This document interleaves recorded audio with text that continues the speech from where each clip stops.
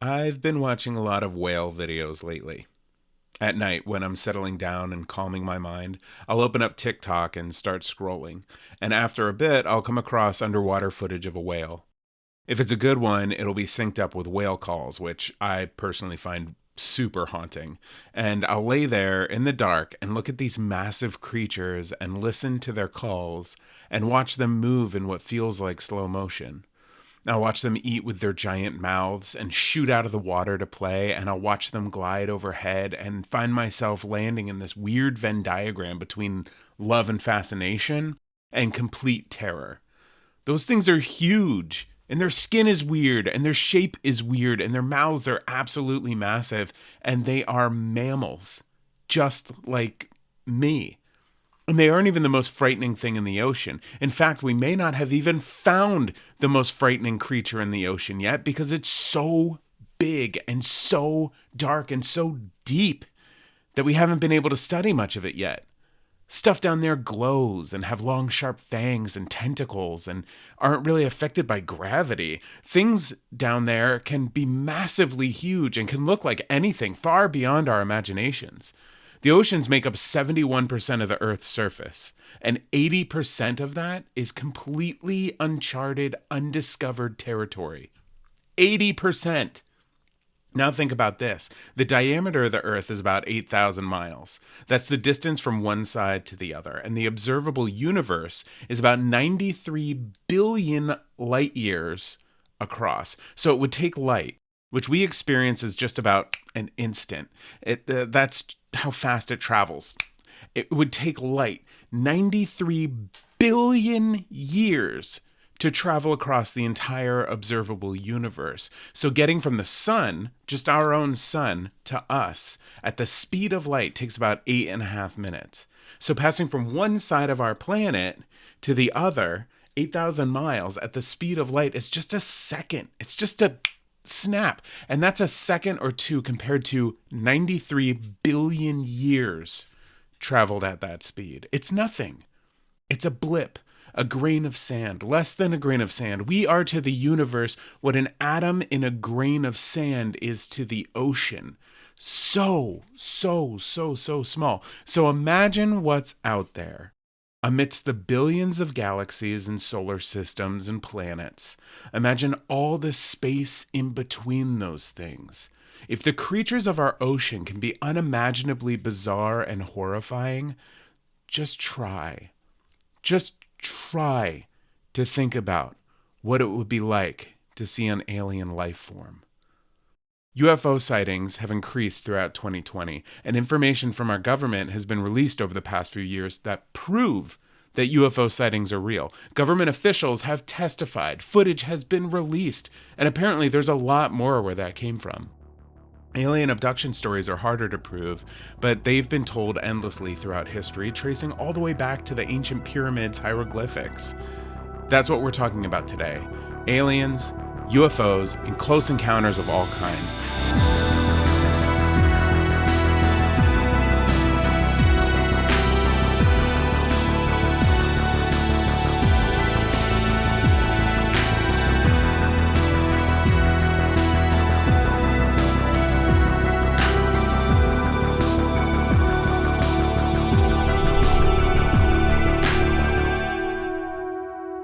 Cody, I'm so excited to be talking about aliens today. Aliens are one of my favorite kind of horror because all other earthbound creatures, there's restrictions, right? They have like to either breathe air or have gills and breathe air underwater, period. They have to be affected by gravity. They have to have a layer or existence within our physical earth or some dimension directly linked to our physical or mental space as humans. But aliens, my man, alien stories have zero limitations. That's what makes my all-time favorite movie, The Thing, so fantastic. The only limitations in that movie were the filmmakers' imaginations, and that was a little too much for people when the film came out. We talked about it at length in our live episode, but I wanted to start today talking about some of our favorite alien movies and what makes them so great. And you watched a couple in preparation for today, right? I did. And, I had seen, the one that you are a huge fan. Well, I don't know if you are this was one of the early films of that kind of scared you, and that was The Fire in the Sky. Yeah, I watched it with my best friend Craig, and it was like one of the most mortifying experiences of my entire childhood. I watched it a long time ago. It takes place in Arizona in the White Mountains, and I remember hearing the story as a kid because my friend's grandparents had a cabin up in that area, and so we used to always go out and look up in the sky, and they all the local town folk had some sort of story about what went down and the guy and everything like that. But so then I rewatched it, and this is the first time I've seen it in probably, I don't know, maybe would be safe to say like 20 years? Has it been out? I mean, it's probably been 20 years, right? I think it was 90, 93 or something like that, right? I think so. Yeah, it had to be because I was probably. I think it was because in the end school. credits, they're like in 1993, they retook their truth detector test and they all passed. Okay. But it was so weird. Like, I was watching it with Jess and she was like, is this. She said, it feels like it's something else. Like it's a conspiracy. Like she was like thinking there's some sort of. It just has like this weird build. You know? Yeah. So I rewatched it too, which is huge because I was like very literally afraid to watch it. The bulk of the movie is this murder mystery. Right. Where the guy's missing and they're like, you killed your friend. And they're like, no, man. No. It was aliens. I told you. Right. It's almost like the alien thing is the backstory and it's like these guys being on. And then 30 minutes before the end, boom. It gets you. It's a good flick. Horrific sequences, and the thing that kills me, the Muppets are very visibly the aliens are very visibly puppets. Yeah. They kind of look like Muppets a little bit, but they have these serious faces that just like if you look too long, they freak you out. There's something about physical effects. Also, I was kind of blew me away. DB Sweeney reminded me a lot of Paul Rudd. Yes. There were times I was watching, I was like, man, he looks like a lot like Paul Rudd. Yeah, and Paul I'm very Rudd glad looks a lot like him. I'm very glad it wasn't actually Paul Rudd because I think the movie would be very different. Yeah. But I would watch the remake with Paul Rudd because he still looks the same age. It was a good flick. I'm glad I rewatched it. And then you like Signs. Yeah, I love Signs. Signs is a big one of yours. Yeah, we rewatched that recently, and the reason I love Signs so much is because it's just like a zombie movie. It's not about the aliens. It's all about this family dynamic and how they deal with trauma. So there's so much meat and potatoes to this movie. And it's like very quiet, right? That was the thing I remember from watching it is just like the silence. That's the one with Joaquin Phoenix, right?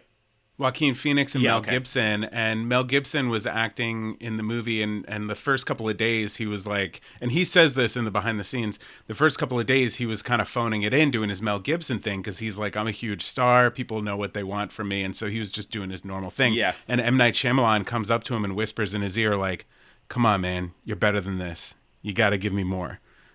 And then he started giving it 110%. And wow. Yeah. I'll have to rewatch that one. It's pretty cool. And even when they got to the point, there's this conversation where they're on the couch and Joaquin Phoenix is like, do you believe in God? Or not do you believe in God, but do you think this is a sign from God? And Mel Gibson gives this speech about there's two kinds of people in the world. And it's this like beautiful, deep moment. They got to that scene and Mel Gibson was supposed to be showing The Passion of the Christ at the White House or something like that. And, or one of his, or maybe it was We Were Soldiers. One of his like big films of the same time was like being shown at the White House, and they were like, shit, we only have an hour to do this scene. And M. Night was like, let's just push it off. Like we'll add another production day or something. And Mel Gibson was like, I think I can knock it out. And Joaquin Phoenix was like, yeah, I think so too. And they did one take each, and that was really? Yeah. And they just nailed it. Yeah. I don't want to talk the whole time about Signs because I totally can, but I also watched Independence Day. Oh gosh, that's with Bill Pullman and Will Smith and your friend Jeff Goldblum. Wow, yeah. Yikes! The aliens are. So wait, he did Jurassic Park. He's dealt with a lot. So he's done aliens and dinosaurs. Yeah, that's Jeff a lot. That's quite a resume. Old Goldblum and The Fly. There. He was The Fly. And The Fly. That's right. Yeah, which I actually haven't seen, so I got to watch that one. But it's not actually aliens; it just kind of looks like it. I also watched War of the Worlds, which was a lot of fun. I actually liked it more this time around than I did before. The first time I was like, it's just Dakota Fanning screaming the entire time, but it actually it was a really fun action flick. And then the ones that I'm most excited about are The Fourth Kind. I'll talk about that one first. That's the one with Mia Jovanovic. Yeah, I think it's Mila. Is it Mila Jovovich? Mandy Patinkin, I think, was her like co-psychiatrist. But she's a psychiatrist in Nome, Alaska, where like all these disappearances have been happening, and she finds that like a lot of her people that she's treating are having the same vision of this owl, and when she puts them in hypnosis, they're like screaming and freaking out, and like she's trying to get to the bottom of like exactly what happened, and she comes to the conclusion that it's aliens. And the crazy thing about this movie is that they pair the actors and the scenes that they shot with actual footage from these sessions. So like it's real. Oh, okay. So it's like almost like a movie within a movie. Yeah, but like they'll put on the screen at the same time the actor portraying what's happening and the actual footage of what's happening. And there are things like this guy sits up in bed at one point and like starts hovering across the room, and they cut to the actual video and you see him hover for like a second, and then the video goes like all contorted and everything. And same thing, there's like FBI sitting outside her house at one point, and they cut to the video of the house, and you see for just like 2 frames this giant saucer in the sky, and then it gets like an officer run out, and you can hear his audio the whole time, but it goes like blah, blah, blah, and he's like, oh my god, it's in the sky, it's in the sky. It's a really freaky movie. Fourth Kind. Okay, when did you watch that? Was that like just like I was watching it up, and I still had 13 minutes left. I didn't finish it. I started it last night while I was cooking, and then was trying to cram it in before, but I had seen it before. But the Fourth Kind refers to the kinds of encounters, right? Because you watched Close Encounters of the Third Kind. I did the same thing as you did. I tried to cram it all in last night, and I'd never seen. I've seen like parts of it, but it's like it's crazy. I told Jess, because I was like, oh, I got to do some homework this week, and we got to watch Close Encounters of the Third Kind, and she's like, oh, that's such a good movie. You've seen it before, right? And I was like, no. She's like, how the hell have you not seen this movie? You've seen like tons of movies, but you've never seen Close Encounters of the Third Kind. And I was like, I mean, I've seen parts of it. I've turned it on in the middle of it and watched parts of it. And then another time I've watched the beginning, and then, but I've never watched it all together. Did you finish it? No. I told you it's long. It was getting too late, and I had to be up early, and, the dog. So I was like, oh, man. But I was completely enthralled. Like, I mean, it is so good. I haven't seen it in like a decade. I got to rewatch it. It seems as though I remember like thinking when I saw parts of it, I was like, this movie is like really slow. This movie just like moves very slow. But then after watching it, like from start to like middle, I was like, this movie just moves at the perfect pace. And it's like really good. All right, that's on my list for this week. I'm finishing it tonight. Do you know what the 4 kinds of contact are? So the Close Encounters of the Third Kind is what does that mean? Okay, so an encounter of the first kind is seeing a UFO. Okay. An encounter of the second kind is seeing evidence of alien life, like a crop circle. So that's signs. Third kind is to make contact. And the fourth kind is to be abducted. Oh. Yeah, which brings me to the final movie I watched leading up to this. I watched so many movies the past couple weeks. It's great. So I mentioned in my non-episode a couple of weeks ago about my grandfather passing away. That Wednesday, I got a link to the Zoom for the funeral and was able to attend the funeral, which is super cool. And then afterwards, I've always like had this thing about when I attend a funeral, I like to get drunk on whiskey afterwards. It's not about like getting drunk and drowning out the sorrow. It's like celebration, right? It's like cheers to you. Like the first funeral I went to as an adult, I had like a flask with me and I was like kind of sneaking it, but then it kind of came like tradition. So Courtney went to bed early and I decided to drink the rest of the whiskey in the house, which wasn't much, and watch an alien movie. And so I Googled like, what are the top greatest alien movies? And of course you get Close Encounters of the Third Kind, you get Fire in the Sky, you get E.T., you get Alien, you get Independence Day. And in this list was a movie I had never heard of before called Communion. This movie's incredible. It stars a young Christopher Walken. He and his wife and his son have a cabin out in, I don't know, upstate New York, we'll say. I wasn't really paying attention to those kinds of details. He takes a friend and his wife up there for the weekend, and they all have this shared experience of these bright lights coming in, and you see as the audience this alien interaction between Chris Walken and there's two kinds of aliens. There's tall, thin ones that kind of look like wacky, whaley, inflatable tube arm mans from like outside the car dealership. They kind of like move around like that a little bit. It's kind of psychedelic. And then there's these short blue ones that look like grumpy, almost like Star Wars characters with like hooded robes. And he has this experience and he doesn't really know what happens, but they touch his mind. And then he wakes up in the morning and everyone's like, this thing happened. He's like, we had a shared dream. We shared it. And they're like, we got to get out of here. And so the rest of the movie is him dealing with the fact that like he was abducted and raped by these aliens. And he goes through like psychotherapy and does hypnosis and tries to get to the bottom of what actually happened to him. And his portrayal, like Chris Walken can be off the wall, and he certainly is in this movie at times, but he also gives this very genuine, like when he's in therapy and they're like, so what happened to you? And he's just sitting there. I won't do too many Chris Walken impressions because it can get cringy, but he's sitting there and genuinely like having this recollection of like, they were blue men. Wow. You know, like he has these moments where he's like laughing, but then like in pain at the same time. Right. Okay. And so the movie is like simultaneously terrifying in the way that Fire in the Sky is, but also at a certain point he ends up in a dance party with the aliens. What the hell? Yeah, you gotta watch it. It's communion.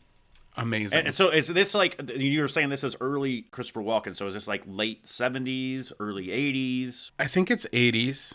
Okay. I think it's 80s. Let me Google that real quick because that'd be good to know. You just Googled greatest alien movies or... So it was like, top 10 alien movies and this popped up. It's 1989. Oh, wow. I don't even remember this at all. Well, I highly recommend it. Okay.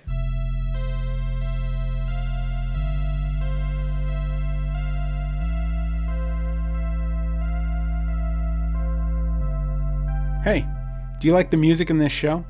Well, the great news is there's more of it. When we were talking about a reboot, I knew I wanted to work with someone who had a similar nostalgia for the 80s and 90s, but also a forward-thinking love of the future. I found North Innsbruck on Instagram, and it turns out that they're from Minnesota, where I did the majority of my paranormal investigations. Well, long story short, North Innsbruck shared the vision for the show and created the custom tracks you hear throughout haunting season. North Innsbruck dropped a new album called A Delicate Balance, and it's now available everywhere. Link in the description. So, if you like the music we use here, go get lost in it for a little bit. But finish watching the show first.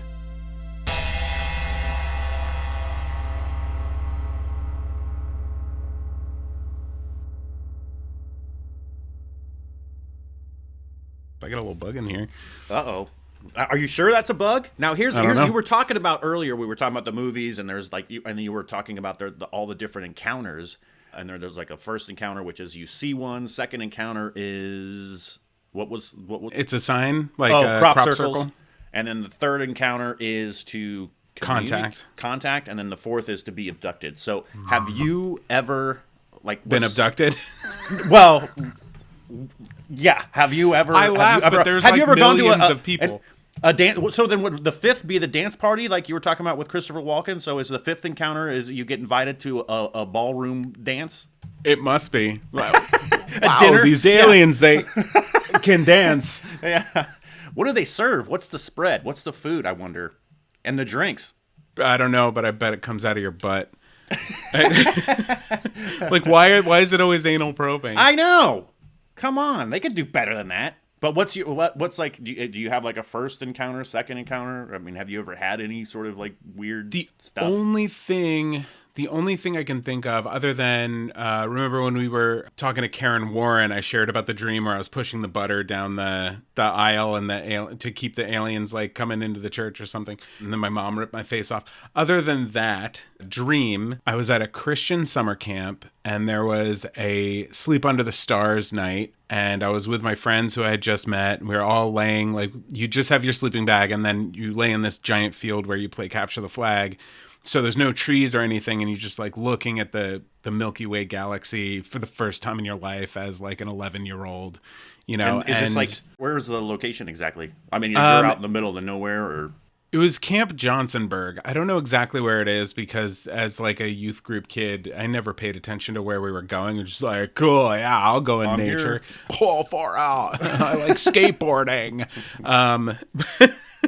So we were laying out under the stars in our little sleeping bags. And I remember having a shared experience with these kids of these 3 lights coming out. And this is before like consumer drones and all that stuff. This is, the 90s, but seeing 3 lights in a triangular format, like come to a certain point in the sky and stop and then later move away. And there was just enough time for us to be like, wait, do you see that? Wait, is that really happening? Do you see that? That's like 3 lights. And then went away. It's gone. Yeah, that's the closest I've ever gotten. Wow. Okay. What about you? Same. Like I would say a first encounter, growing up in Zona. Remember the Phoenix lights? Remember that big thing that happened where there was like all these like this light formation that just appeared and people were out like, and you can look it up, you can Google it and video, and you can see like people recording that stuff. And they like sat there. Yeah, it was like a whole bunch. It was very strange. In fact, Kurt Russell was flying out of Phoenix and headed towards L.A. and he reported it, and you can hear his recording of like contacting, I think, the airport and saying like, "Hey, I got some sort of unidentified lights in the sky. Do you know if there's anything in?" And then they were like, "No, we have nothing. We're reporting nothing at all." Dude, if there's any actor I trust, Kurt Russell is the man. Kurt Russell. Absolutely. In Kurt maybe Russell, Michael we Douglas, trust. but definitely Kurt Russell. Kurt Russell. I'm going Kurt Russell over Michael MD. Yeah, true. He's probably full of shit. Yeah, absolutely. And then Sedona. You've been to Sedona. Sedona is supposed to be like that. There's this vortex, and that, like there's all sorts of reports of like unidentified. Like it's a portal. It's a place where it's huge activity out there.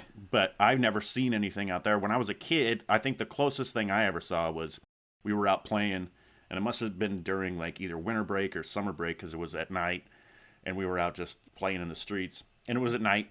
We all kind of like heard this noise, and then we saw like this like circular object that was like bright yellow just go off in the horizon. We were like, but we heard it, and we all looked in the same direction, and we all just saw it just go down, and we were like, what the hell was that? And we didn't. I mean, and we still like to this day, it was just like the strangest thing. I don't know what it was. But that's weather my balloon. experience. It could have been, but it seemed like it was the That's size what they of the always moon. say it is. Yeah, I know. Or like weather balloon. bog steam or something. So we both watched the documentary The Phenomenon, which if people don't know about it, it's a documentary that came out last year, and it's all the actual evidence that we have that UFOs exist. Not necessarily saying aliens exist. At some points it does. But UFOs, unidentified flying objects, exist. And we have all this information from the military and from people recounting firsthand experiences. And it was pretty mind-blowing seeing all the evidence put in one place of like footage out the front of a fighter pilot's window, cell phone footage from a fighter pilot, and then like all these at the end. It's not ruining anything because like you got to see it to believe it, but at the end all these kids having this shared experience and retelling this experience of these aliens landing at their school in South Africa, taking a couple steps out and telepathically telling them all, you're ruining your world with technology. And these kids are in like 4th grade. I don't know where I stand on the whole UFO thing. I definitely would it surprise me if there is like alien life out there? We're in a huge universe, We think about the ocean and how large that is, and we're still discovering like sea creatures and all that kind of stuff that we've like, what the? And even like forests, we're discovering new monkeys and all that kind of stuff. And then the universe is just so vast. To think that we're the only ones? You mentioning the ocean is actually a great analogy because I never really thought about this until this exact moment. But we always think of aliens as coming from another planet and having built technology to travel through space and time. We haven't even thought about what organic creatures might be floating around the dark matter of the universe. Like if whales are 100 times the size of us, how much larger than us could be something where there is no gravity? Well, all right. So I did some Planet research. consuming organic beings. Right. Did you see that thing of the like there was on the internet about this like big old whale with his mouth open and just like it was off the coast of Thailand. But anyways, I started going down this like freaking And the kayakers? no, no. Were you talking about the whale Where it's like that almost eating ate all the the fish. kayakers? No, what the kayakers? You haven't seen? Yeah, No. so there's this. I've been on TikTok a lot. There's this video. The people are fine, so it's okay to watch. But there's this kayaker taking video, and then another kayaker over there, and this whale comes up and basically consumes the person in the kayak, and then they pop right back up. Oh my But it was gosh. like most terrifying moment of their life, I'm sure. Oh my!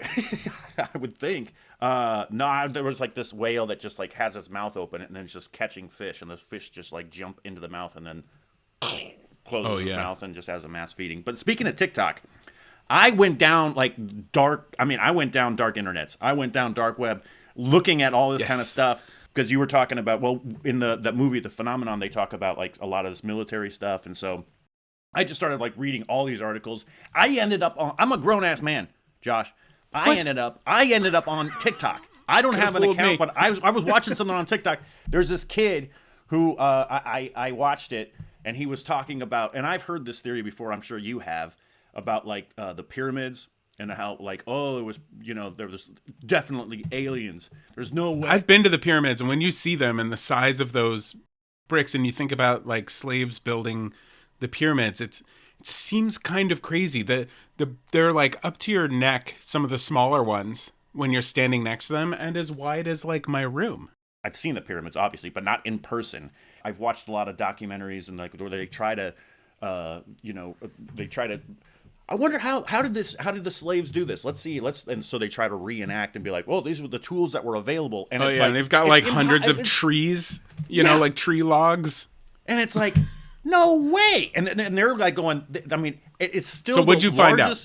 So this guy, and I've heard the thing, aliens and aliens, but I didn't know this stuff. So they're built right in the center, mathematically in the center of the Earth. The pyramids are like, the coordinates are right on the center of the Earth. So that must mean the Egyptians knew the Earth was round. Which, at that point in time, how the hell would they have known that? And they must have known the circumference, and they must have known everything to have this, set up perfectly so it would be the center of the Earth, which is, I mean, that's mind-boggling. Yeah, maybe that's it could be a weird. coincidence, but also the coordinates. Speaking of the coordinates, it's the same exact as the speed of light. So, like, the number, milliseconds, I'm going to just hew off, like, a couple of numbers here. And this is going to be ridiculous, but 299,792,458 milliseconds is the speed of light or whatever. The coordinates for the pyramids, 29.972458. It's exactly the same. How the hell does that line up? And then, like, some of the hieroglyphics inside of the pyramids, like, show, like, these godlike beings coming down to the earth and then teaching the Egyptians the importance of irrigating the soil. And then across over in South America in Aztec pyramids, they have the same stuff in their, like, Aztec stuff on, like, the hieroglyphics out there. Same stuff, where there's, like, a higher being coming down, teaching them the importance of irrigation. How the hell they're across, hello, South America, Egypt. Theory. Okay. What we call aliens is actually God. And here's where I'm going with it, right? Okay. It's a very short theory because I'm just making it up right now. In The Fourth Kind, there's a moment where they're like trying to translate what the aliens are saying in the recordings of these like therapy sessions where it's like coming out of the mouth of the people, and it's the oldest like Sumerian language of all human existence that doesn't even really exist anymore. And one of the things that happens later in the film is you hear the alien and you see it translated on screen, I am God. And so the numbers of the pyramids being built directly in the middle of the Earth, plus what was the second number? Speed of light. Speed of light, and things about our universe and about our immediate galaxy and our immediate Earth. I'm gonna botch this because I'm pulling it from memory, but the reason that the moon can perfectly block out the sun for an eclipse is because the distance between the Earth and the moon is exactly 5 times the distance between, or exactly X amount, the distance between the moon and the sun. And the moon is exactly that same, you can use that same math between the size of the moon and the sun. And it all adds up to cover every exact millimeter of in an eclipse. Yeah, mind blowing. And I didn't even get most of the information out of my mouth.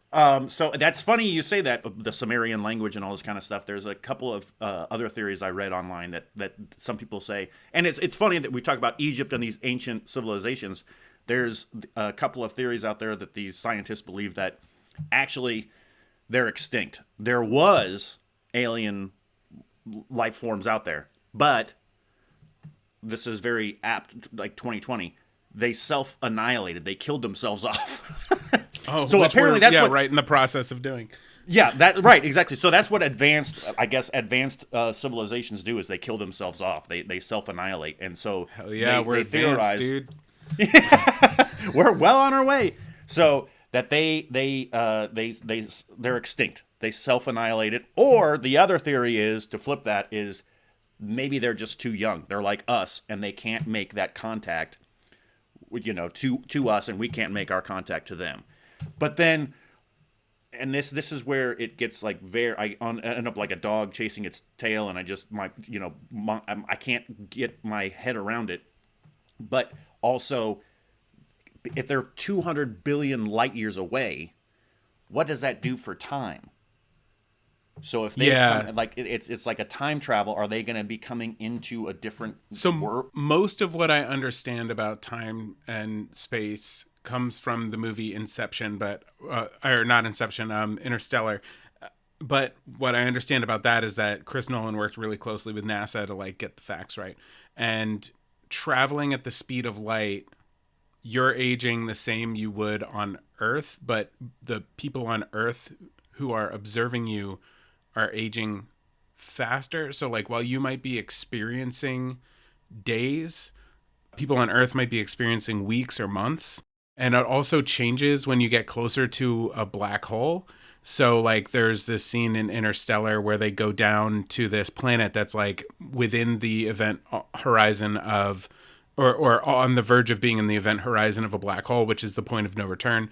And while they're down there, every hour is a year or something like that. And so they get stuck down there, or no, every minute is a week, or something adds up to where they get stuck down there for an hour and they come back to the spaceship, and the guy who's been waiting for them, it's been 7 years. So like time and space work differently depending on the speed that you're moving and where you are. So if there are planets that like we, go around our sun at a certain trajectory, right? And it's very, very, very fast.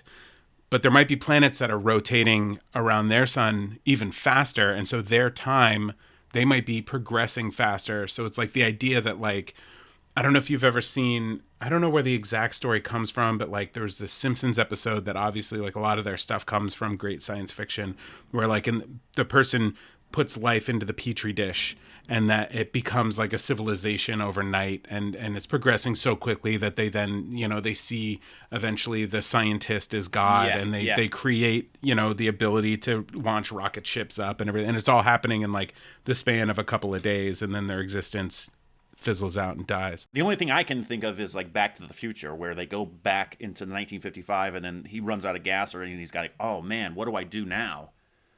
And then like he's got to go find Doc Brown and be like, I need some sort of. And he's like, how did you do this through like nuclear energy? We don't have that in 1955. Yeah, it's plutonium. It's not gas. Yeah. That would have been an easy solve. Right. Would have just gone to the gas station and been like, weird car, huh? Yeah. End of movie. Roll credits. But so then, if like, what would happen if like some sort of alien comes traveling and they're like, "Whoops, we're out of. You guys got anything? We're Area kind of out of our 51. Area 51." Yeah, because that's supposed to be where the like what was it in the 60s, the 50s? You know, apparently aliens landed here. We got their ship, and it's in Area 51. And then also we've got like the like autopsies or something like that. I don't know about that. And if you watch Independence Day, they bring that up, and they're like the aliens are coming back. That was their scout ship, and it never worked until the mothership was there, and then it starts hovering again, and you're like, oh, the mothership is what gives all of these ships power. Okay, mothership connection. You were talking, speaking of Area 51 and government kind of stuff. I guess there's like when we were talking about it a little bit earlier, there were videos that were released. I think from the Navy, where they're like, these guys are like freaking out and they're like, what is this thing? It's moving at some sort of like speed. It's moving at, in different directions. We've never seen anything like this. Unidentified aerial phenomena is what they call it. So with that stimulus package that we got back in December, apparently a portion of that is going into research, and there's tons of footage apparently from like FBI, CIA, all this kind of stuff about unidentified aerial phenomena. So this is the one thing Trump has ever done that I've been like, that's cool. I know. That's cool. Even Space Force, I think, is a horrible idea. I don't think we should have wars, period. No. Let alone have them in space or have the ability to attack from space. I think that's asinine. But this is long overdue. This is overdue. There's a thing in there that's like in 80 days or 180 days or something, they have to release all of the information. The government has to release all the information they have about UFOs, period. Everything. And that was, I think, established in December, so it should be coming out like maybe if that's like 180 days, it's like 6 months possibly. So by this summer, we should be getting like, I mean, who knows what's going to be released? I mean, like, does this prove that there are aliens? I think so. Absolutely, Joshua. I absolutely no. But I think they're like worried, like, oh, what does Russia have? Could these be like, Chinese? I think it's more of like security. But who knows? Yeah. Who knows? Well, and no one knows what happens in North Korea. What if they've like this whole time had spaceships and they're just like, oh, here's a fake shop. Yeah. That's why it's all like fake there. I don't know, but that will be a great opportunity for us to bring up aliens again, because I feel like we've just barely scratched the surface and we're hitting a pretty long episode. So we should probably wrap up. Oh man, I'll just say, can I just do one more? One more. Please. Okay, so this Harvard professor claims that, back in 2017, real quick. 2017, do you remember this thing, like this cigar-shaped thing that was like spotted? And people were like, "Oh, what the hell is that?" It was trending. It was like quite a big thing. Well, a lot of scientists and everyone said, "Oh, it's just a comet. It's just a comet." Well, this Harvard professor said, no, that's not. Comets aren't like shaped like that. Also, its movements, they because it went towards the sun, and apparently the sun takes stuff in and then it slowly kicks it out. Well, this thing got sucked in, but then it hightailed out. It hauled ass out and moved at a speed that is like not seen when the sun sucks something in and then lets it go. This thing. So he says this was extraterrestrial. He's got a book that I think came out in February. I think it's called like Extraterrestrial, the First Sign of Intelligent Life. So if you're into this kind of stuff and you want to read it, it's by Avi Loeb is his name. Cool. And he's a Harvard professor. I really respect what Chaz did as like a normal human being on this earth, but there's something about like when a Harvard professor or like someone who studied in Ivy League school is like, no, I'm wearing tweed and I'm going to tell you the truth. Yeah. And they come out and they say something. Yeah. Then we need both. And we absolutely do. You should absolutely go read Chaz's book about the friendship. It's fascinating. Yeah. And then maybe balance it out with this Harvard professor's theory about hot dog-shaped UFOs. Yeah, for sure. Josh, it's been fun. It's been real. Yeah. It's been fun. And it's been real fun. Ah.